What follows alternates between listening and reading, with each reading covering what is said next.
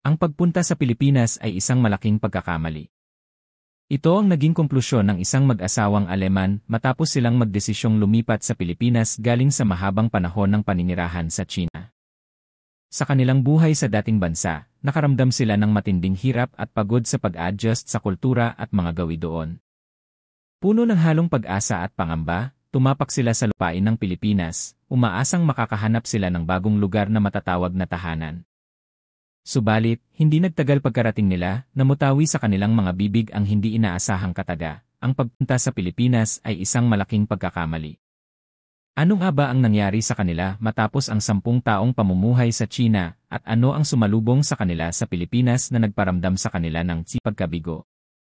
Ano ang mga natuklasan nila pagkatapos noon? Ano ang pagkakaiba ng kultura ng China at Pilipinas at ang mga shocking na karanasan nila? Inaanyayahan ko kayong subaybayan ang kwentong ito hanggang sa huli upang malaman ang sunod-sunod na sorpresang naranasan nila sa Pilipinas. Ako si Barbara, isang Aleman. Kasama ko ang aking asawa na 5 taon ang tanda sa akin at ang aming anak na si Emilia. Kahit tinatawag ko siyang bata, si Emilia ay malapit ng mag-30 anyos at isa ng ganap na independent na adulto. Kaming lahat ay purong Aleman, ngunit dahil sa trabaho ng aking asawa, tumira kami sa China sa loob ng 10 taon. At nang magretiro ang aking asawa, nagdesisyon kaming lisanin ang pamilyar, ngunit nakakapagod na bansang iyon. Dahil sawa na kami sa Asya, ito ang tapat na nararamdaman naming mag-asawa. Nasanay na kami sa kapaligiran doon matapos ang 10 taon, pero hindi ito simpleng pagsasanay, kundi pagsuko na lamang sa sitwasyon. Kung tatanungin kami kung nagustuhan namin ang buhay doon, ang sagot ay isang mariing hindi. Ang paglipat namin noon sa China ay hindi namin ginusto, biglaan itong desisyon dahil sa utos ng kumpanya ng asawa ko. Talagang nagulat kami noon. Kakapasa pa lang ni Emilia sa kanyang pangarap na paaralan sa Germany nang biglang kinailangan naming umalis. Naalala ko pa ang hirap noon. Nagkumahog kaming humanap ng malilipatan niyang paaralan at agad na lumipad pa siya. Siguradong napakahirap para kay Emilia na iwan ang pinaghirapan niyang eskwelahan. Pero dahil naging abala siya sa pag-aaral ng wika, tila nakalimutan din niya agad ang lungkot. Kami naman ng asawa ko ay hindi nangarap na manatili doon, sa totoo lang, ang nasa isip namin palagi ay ang pagbabalik sa Germany. Para sa aming mag-asawa, ang bansang iyon ay isang lugar kung saan hindi kami nagkaroon ng emosyonal na koneksyon. Isa sa mga dahilan ay ang problema sa kalinisan. Mula sa unang araw ng pagtapak ko doon, nagkaroon ako ng matinding reaksyon dito. Bakit ang daming basura? Hindi ako makapaniwala sa aking nakikita. Ang mga kalsada ay puno ng nagkalat na basura at tila tinatanggap ito bilang normal na bahagi ng buhay. Kahit sa gitna ng syudad, ang mga basyong bote at plastik ay basta na lang itinatapon ng mga nagmumotor o naglalakad. Madalas kong naibubulong sa sarili ko, hindi ako makapaniwala. Kahit may basurahan, ang paligid nito ay nagiging bundok ng basura. Ang ganitong tanawin ay pangkaraniwan na lang. Bakit pinapayagan ang ganitong bagay? Ang inis sa aking dibdib ay unti-unting naipon sa paglipas ng mga taon. Sa Germany, halos wala kang makikitang basura sa kalye. Kung may magtapon man, agad siyang pagsasabihan ng mga tao sa paligid. Likas sa amin ang paniniwala na ang basura ay dapat itapon sa tamang lugar. Subalit sa bansang iyon, hindi ko naramdaman ang ganitong disiplina. Tila walang pakialam ang mga tao sa basura sa sahig. Ito ba ang pagkakaiba ng pag-uugali ng bawat lahi? Muli kong naramdaman ang matinding pagkakaiba ng kultura. Para sa aming mga Aleman na sanay sa malinis na kapaligiran, napakahirap mag-adjust sa lugar na mababa ang kamalayan sa kalinisan. Bukod dito, ang pinaka-hindi ko matagalan ay ang dumi ng mga pampublikong palikuran. Ilang beses ko nang naisip na hindi ko na kaya ito. Ang mga sa mga mall sa syudad ay medyo maayos, pero kapag lumayo ka ng kaunti sa sentro, parang impyerno ang mga banyo. Nagkalat ang tissue at plastic sa sahig, basa at maputik ang sahig, at minsan ay may mga dumi pang hindi na flush. Isang eksenang hindi katanggap-tanggap. Tao ba talaga ang gumagamit nito? Napapikit na lang ako sa pandidiri. Noong bata pa si Emilia, may pagkakataong pumasok siya sa isang pampublikong banyo sa probinsya at natulala siya sa sobrang dumi. Ayoko na pong pumasok sa ganitong banyo, sabi niya, at doon ako nagdesisyon. Mula noon, iniwasan naming gumamit ng maduduming banyo, pero sa tuwing aalis kami, kailangan muna naming mag-research kung saan may malinis na sea na napakaabala. Ilang beses akong napabuntong hininga, sana man lang ay kasing linis ng Germany ang mga banyo. Pangalawa, marami akong reklamo sa asal at manners ng mga tao doon. Ang mga bagay na hindi katanggap-tanggap sa Germany ay normal lang doon. Lalo na ang ingay sa pampublikong lugar. Sa harap ng istasyon, may mga kabataang nagsisigawan, sa loob ng mall, may mga taong nag-uusap ng malakas na parang walang pakialam sa iba. Paano ka makakapag-relax sa ganitong kaingay na lugar? Lagi kong tanong sa sarili ko. Sa Germany, ang pananahimik sa pampublikong lugar ay isang pamantayan. Kaya sa tuwing nakikita ko ang ingay at gulo doon, hindi ko maitago ang gulat ko. Gusto kong lumaki si Emilia bilang isang desente at pino na babae kahit saang kapaligiran. Huwag kang masasanay sa ingay na yan, paulit-ulit kong bilin sa kanya. Gusto kong manatili siyang may class at hindi magpadala sa agos ng paligid. Pero dahil maingay rin ang mga kaibigan niya, nahirapan akong turuan siya. Mahirap magturo ng manners kapag ang kapaligiran ay salungat dito, minsan nawawalan na ako ng pag-asa. Pero mabuti na lang, naintindihan ni Emilia ang aming damdamin at lumaki siyang isang marespetong babae. Nakahinga ako ng maluwag, lumaking maayos si Emilia.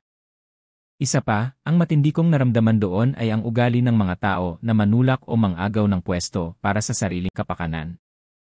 Bakit napaka-selfish nila, madalas kong isipin. Siyempre, lahat naman ng tao gusto makalamang, pero doon, parang wala silang pakialam kahit makasakit ng iba. Lalo na sa pagsakay ng bus o pagpila sa mall, madalas ang tulakan at singitan. Sa Germany, hindi mangyayari ang ganito. Ang ganitong pagkakaiba ay nakakapanlumo. Sa Germany, ang panunulak at pagsingit ay itinuturing na kahiyahiya. Ilang beses kong ipinagdasal na sana ay matuto silang lumingon sa kapwa, pero hindi ito nangyari. Ang mga syudad doon ay puno ng matataas na gusali at modernong teknolohiya, kaya sa panlabas ay mukhang maunlad. Dumami rin ang mga turista at inakala kong nagbabago na ang bansa. Pero sa likod ng makikinang na gusali may ibang mundo. Pagpasok mo sa mga eskinita, makikita mo ang mga sementadong walang kulay, nagkalat na basura, at mga taong namumuhay sa kalsada. Hindi ako makapaniwala na may ganitong lugar. May ganito rin naman sa Germany, pero ang agwat ng yaman at hirap doon ay napakalaki. Bakit walang ginagawa ang gobyerno, nagtataka ako. Sa kabila ng dami ng problema, parang nagbubulag-bulagan ang bansa.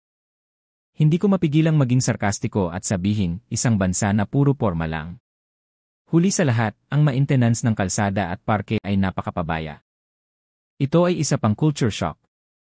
Pwede ba ang ganitong kapabayaan? Halimbawa, ang daan malapit sa amin ay matarik na nga, tabingi pa. Napakahirap lakaran. Para tayong sumasali sa obstacle course araw-araw, biro ko, pero sa totoo lang, nakakapagod at masakit sa katawan. Kailangan mong balansihin ang sarili mo habang naglalakad. Galit ako araw-araw, sino ba ang nagdisenyo nito? Kinausap ko ang asawa ko, habang tumatanda kami, nagiging pabigat ang ganitong infrastruktura. Hindi na kami bumabata. Ang araw-araw na paglalakad sa tabing daan ay nagdulot ng sakit sa bewang at tuhod ng asawa ko. Naisip namin na mahirap nang ituloy ang pamumuhay doon. Ito ang isa sa mga dahilan kung bakit kami nagdesisyong umalis.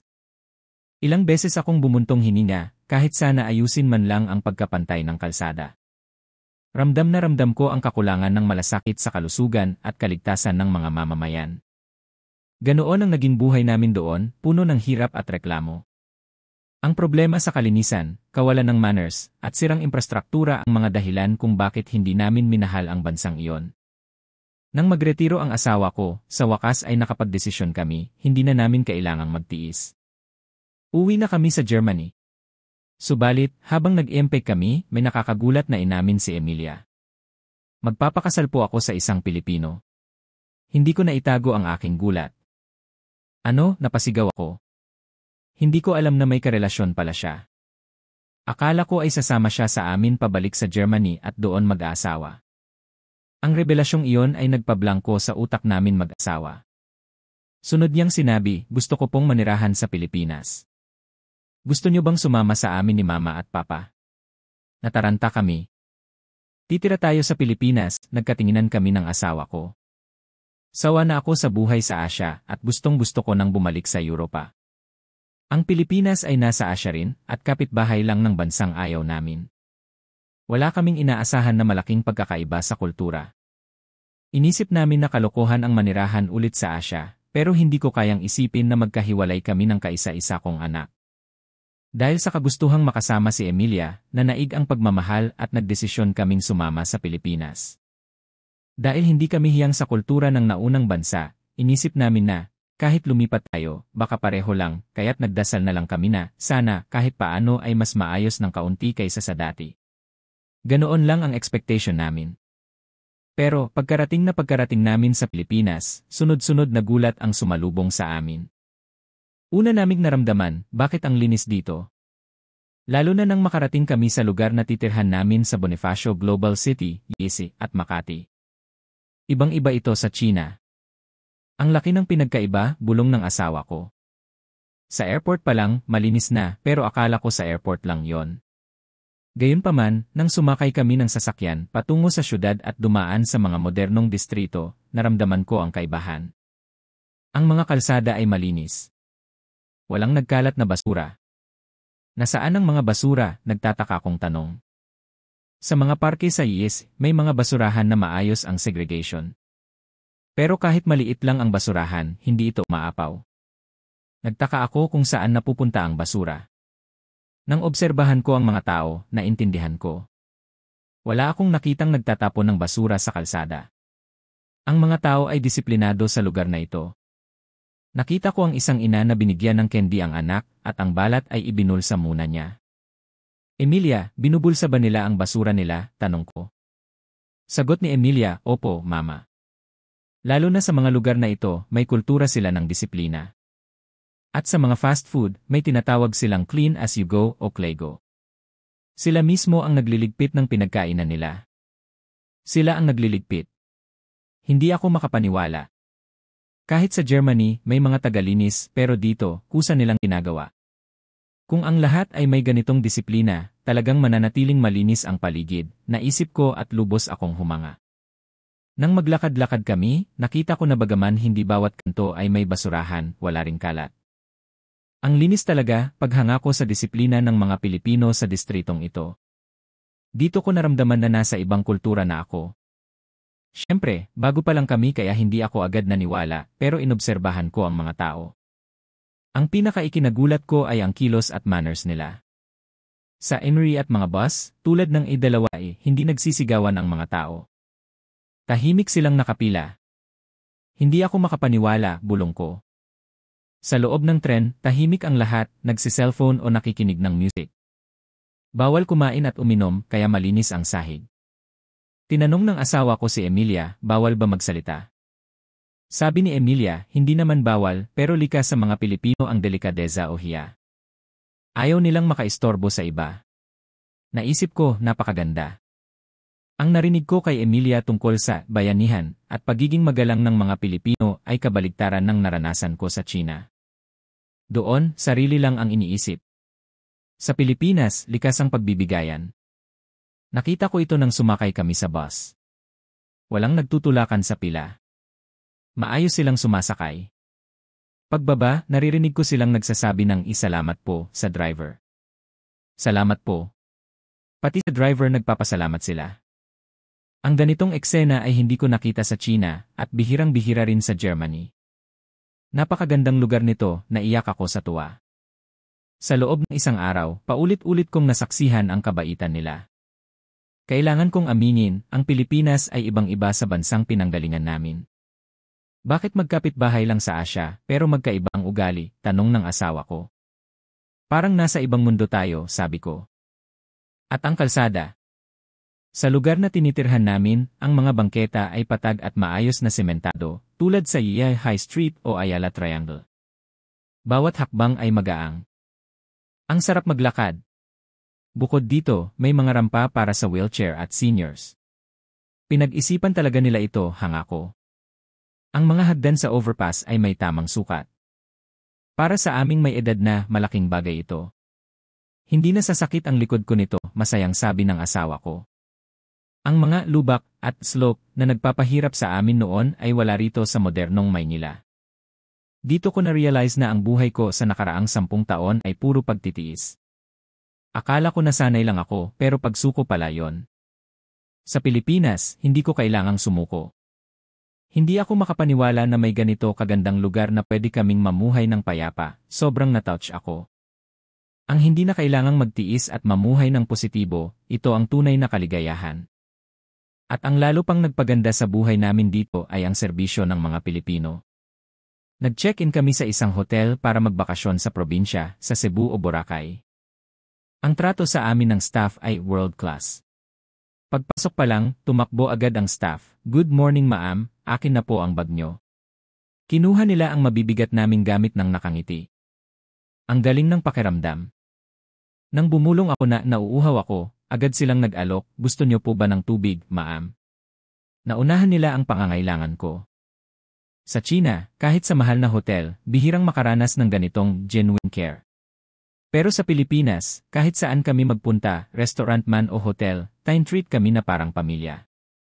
Dahil sa lalim ng kulturang ito ng pagpapahalaga sa kapwa, lalo kong minahal ang Pilipinas. Pagkatapos noon, ang bawat araw namin sa Pilipinas ay puno ng sorpresa at tuwa.